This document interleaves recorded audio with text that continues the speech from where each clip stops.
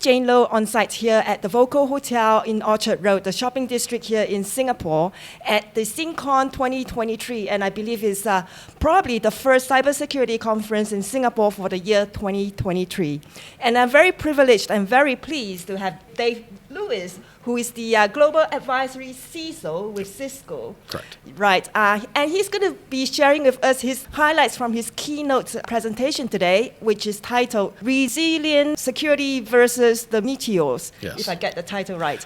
Right, so thank you very much, Dave, for your time today. Thank you for having me. All right, okay, so Dave, I thought that we can start off with a quick intro, right, about yourself and your role. I think many people know about what a CISO is, but a Global Advisory CISO, what is that? So that's a different creation, which I was very fortunate to start in my previous job, where I was hired on and I was told to do what I do, and my boss said he will tell me when to stop.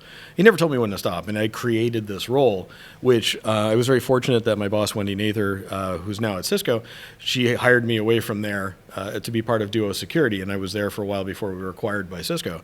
And this is a role where I take the lessons learned of all the mistakes I've made throughout my career and be able to share them with a wider audience. So hopefully that'll make things easier for them in their careers and give them some actionable takeaways as well. Okay, so talking about lessons learned, right? And looking at the title of your talk, Resilient Security. So I think a lot of people will say, oh, right, if we look at the decade or so of the lessons that we learned from all the hacks that we've seen, right? Stuxnet and Ukraine 2015, 2016, WannaCry, which you also talked about in your presentation, NotPetya, supply chain attacks, and then ransomware, and then the latest Ukraine conflict and cyber attacks, plus all the best practices, standards that we get from governments, industry bodies, professional consultancies. Are you saying that we still have a lot of room to grow? Yeah, we do. And this is a hard-won opinion because I was in the trenches for 20 years before I joined a vendor. So I have been through everything that folks have been through in their defending of an environment, and I've seen it all. So I know that it is not a case of throwing people under the bus, but helping them understand that just because you bought a certain widget or you have attended a certain class, that's not enough. It is a continuous basis that you have to go through and be iterating through how you can reduce the risk in your organizations and making sure that you're building out a resilient environment and that's sustainable under an attack. Because the attackers are not going to give up anytime soon. It's gone from being a case of attackers doing it for fun to now being a multi-million-dollar business for them. Right, okay. It's not about money as well. It's also about nation-state sponsored attacks as well. Yes, and I find that the ones that are financially motivated tend to be far more technically savvy than the nation-state. The nation-states are persistent, I'll give them that, but the ones that seem to have the biggest impact historically, to my way of looking at it, have been the ones with financial motivation. Right. With the exception, of course, of the SolarWinds incident, that was quite bad. And the thing is, I'm not saying that as any detriment to SolarWinds.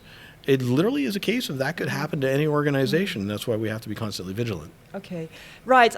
Yes. So your presentation touch on a few topics: trust, privacy, and also how we should learn to manage change better to be more resilient. Right. So I thought we could talk about these topics under three sort of questions that you raised in your synopsis of your talk.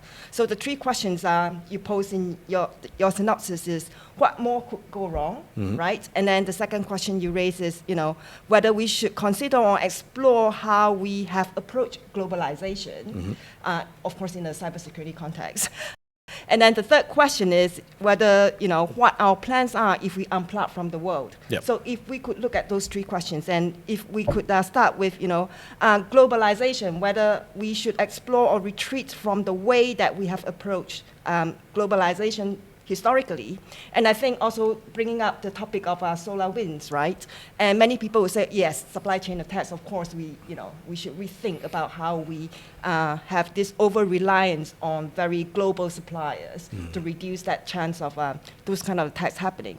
So your thoughts on this globalization, sort of from a cybersecurity point of view? This has been a long time coming. And when I look back to, I did my first supply chain security talk in 2013. And I remember at the time, people were were saying, oh, it's, why are we having this conversation? I never imagined it would take off the way it has, where it is a significant exposure for pretty much any organization on the planet.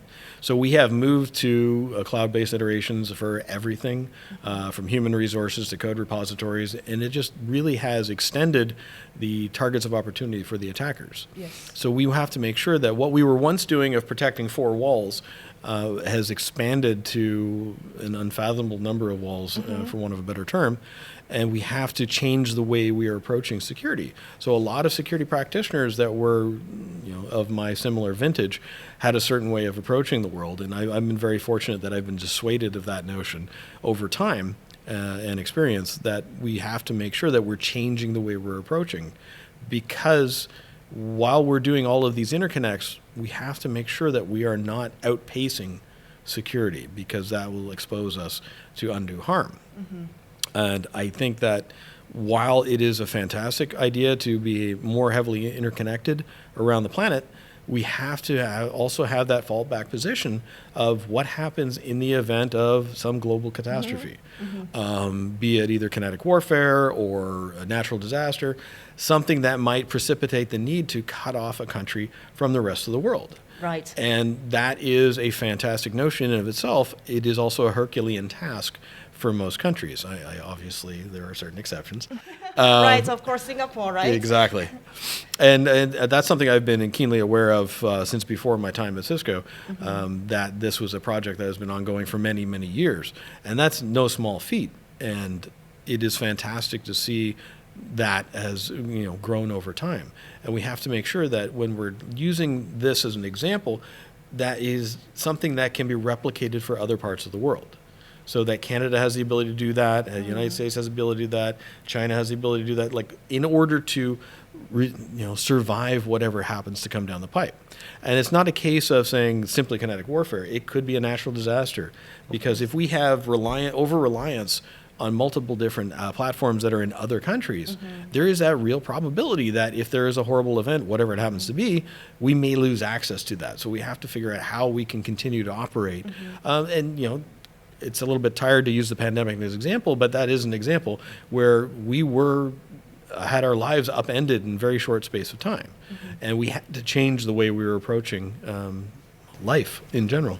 Right. So you touch on the point very briefly about how critical infrastructure could possibly go wrong if one of these nodes, right, is exposed to a cyber attack, and it can quickly spread as a result of our over-reliance on certain common third parties, right? So talking about critical infrastructure, and also talking about, also a point that you brought up in your presentation earlier, zero trust, right? So this is also perhaps a concept that has been talked about for quite some time. Yes. So where are we now in terms of zero trust, and in terms of addressing this as a countermeasure, right, to globalization, and also to allow us to unplug digitally? Yeah, so critical infrastructure is something that's near and dear to my heart, because I spent 9 years in power systems, and I learned the hard way what can go wrong. So the blackout in 2003 took out most of the eastern seaboard in the United States. And there were 2 interties that were offline for maintenance that day. And if they had been online, that the blackout could have been so much worse than it was. So it's just, by virtue of having those interconnects, and there was not a cohesive way to shut them down. It was just blind luck that they weren't online at that point. We want to make sure that there are systems in place to be able to address in short order if something critical is happening, like we saw with the blackout in 2003, that we can address it quickly. Yep. So at one point, the entire power grid for the eastern seaboard of the United States and Canada was being held up for 4 minutes by the province of Ontario. So for 4 minutes, it actually carried all the power for all that until it ultimately gave way. And that wasn't a cyber attack. That was a, oh, look what just went horribly wrong moment. And it was a cascade failure. And I'm less concerned about the cyber attack in that sort of scenario than I am of the whoops factor. What happens if this particular application fails? And then is there a domino effect that will cascade out from there? Cyber attack is always a clear and present danger that we have to be, cognizant of. But most times when things go horribly wrong, it's not because of an overt act. It is because of an interconnect with systems that are deprecated or an application that was promoted into production that wasn't fully vetted. I saw an application once that took out an entire banking site in North America for several days because somebody put a semicolon in the wrong place in the code. Right, so I think we all have that kind of experience when we are doing some programming in our school days. Exactly. Thankfully, my errors happened in the school days, but it's just that is what has more of a concern for me than anything, because a lot of organizations accumulate the security debt.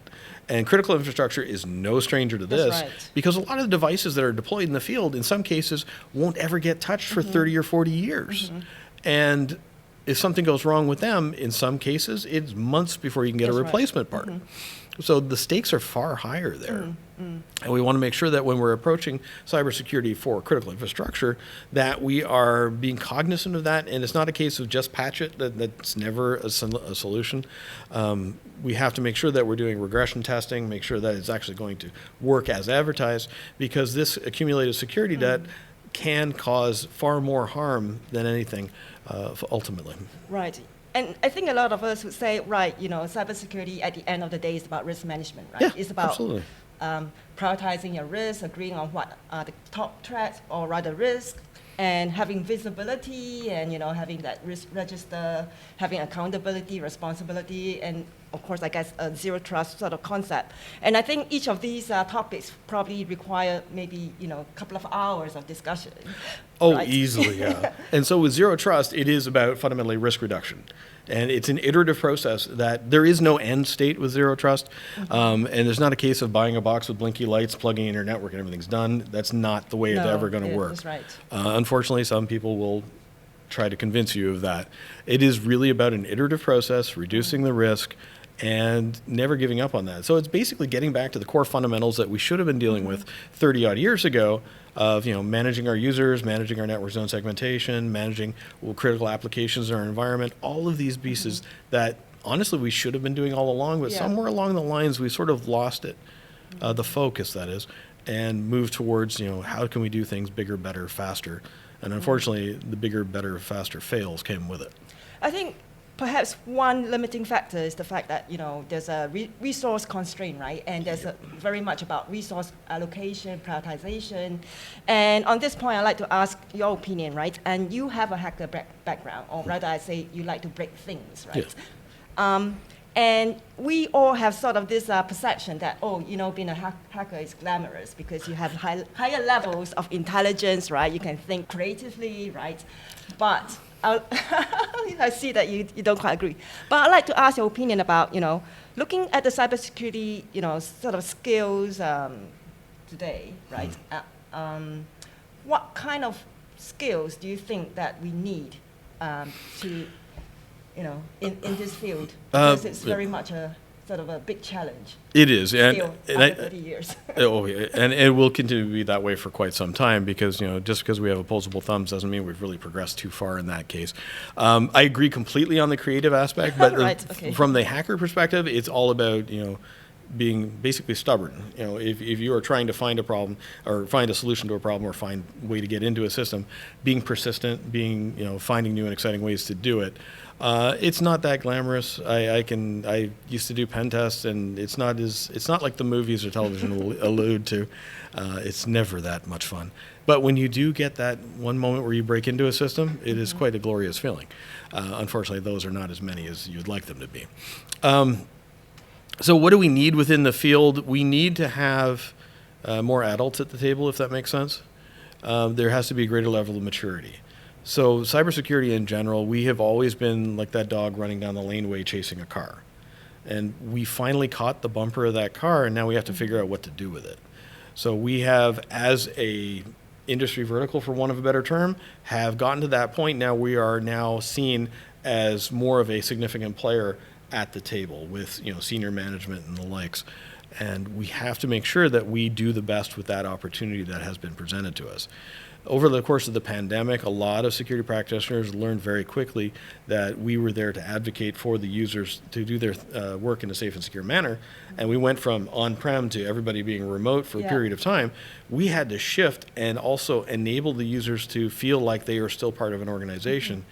That was no small tightrope to walk.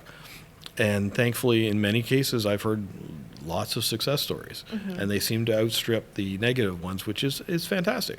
So as security practitioners, we need to have more of a maturity going forward. We have to get away from the sensationalization of the hacker culture. Yeah. I always seen myself as a hacker. I've always been dabbling in it. Well, nowadays I dabble in it. I used to be concentrated in it. We have to look at ways that we can expand beyond that, because hacking is only this much of a cybersecurity realm. There is, policy, there is compliance, there is architecture, there all these different aspects. Right. So there really is no shortage of opportunity for people to get into this field. And we really have to dissuade people of the myopic idea that it's strictly the hacker subculture. Like, I love the hacker subculture, warts and all, but it is only a small piece of the greater pie. Right, yes. I think when it comes to, for example, intelligence sharing, threat intelligence sharing, there's also a lot of discussion around, it's not just the technical aspects, but there's a lot of the political aspects to intelligence sharing as well when it comes to cybersecurity. Yep. Right. So one last question. I know that you say that we tend to talk too much about the cyber threat landscape, but I have to ask you about the cyber threat landscape because this is a cybersecurity sort of podcast, right? Fair enough. Okay. So looking at your, the title of your talk, Meteors, you reference Meteors, and if I use that as a metaphor, so are we saying that the threat landscape is looking like a meteor and not quite as an asteroid type landscape? Oh, okay. No, so for me, it was a case of we tend to get focused on the big things, right? We tend to lose our focus collectively on like the ASN1 vulnerability that led to WannaCry. That was something that was known for 10 years, and we lost our focus collectively and didn't get that fixed, and it came back to haunt us. So that was a security debt that manifested as a serious problem later on. We want to make sure that we are finding a way forward that will obviate the ability for things like that to be able to happen. Okay. Yeah. Right, okay. Well, I still will persist in my question. Sorry, guys, go ahead. Predictions for 2022. It's not quite a stock market prediction, but a prediction nevertheless. Prediction, things will go wrong and things will get fixed. I actually have typically eschewed predictions overall. A few years ago, I wrote an article for some publication, which is escaping me now, where I listed out the top 10 vulnerabilities that we had to be concerned about. Of those top 10, 9 were still legitimate vulnerabilities. Okay. This was a list that was published 10 years earlier. I did a copy paste and made a prediction. Not quite a good piece of news. Exactly. And it was really disconcerting to see that 9 of the 10 were still pressing issues at that time. So we do tend to lose focus. And going back to what you were saying earlier, a lot of that is because of the resource allocation that simply isn't there. We need far more hands-on keyboards in this industry than we currently have. And I see all sorts of educational programs at universities here in Singapore and UK and Canada that are spinning up, and we're seeing more students that are coming down the pipe. But there's going to be a longer ramp period for them to get up to speed, because when I started, it was literally you could do everything. And nowadays, there's so much complexity that you end up focusing on individual elements of it. And that's not to dissuade anyone. I think that the Herculean challenge that's available for anyone who's willing to take up the challenge is that security has no limiting factor, in that you can choose your own adventure. So what you're saying is that the security landscape that we're going to be seeing is not going to get any less complex? No, I think that's going to continue on for the foreseeable future. And that's not a doom and gloom scenario. That's just because we have gone to cloud computing platforms around the world. We're able to do things very quickly. When we're doing with like DevOps, we're doing code production very quickly, so that when things happen, they're going to happen in a very quick manner. And it's going to have, in some cases, a staggering impact. So I think that we will keep making these same mistakes for a while, and that's only because we are at that juncture where we have to figure out how we are going to mature as an industry and be able to handle these risks in a coherent fashion. Right, okay. One of the first points that you raised as we started this conversation was about how many of the cyber threats that we see are about money. Yes. Right, monetary reasons.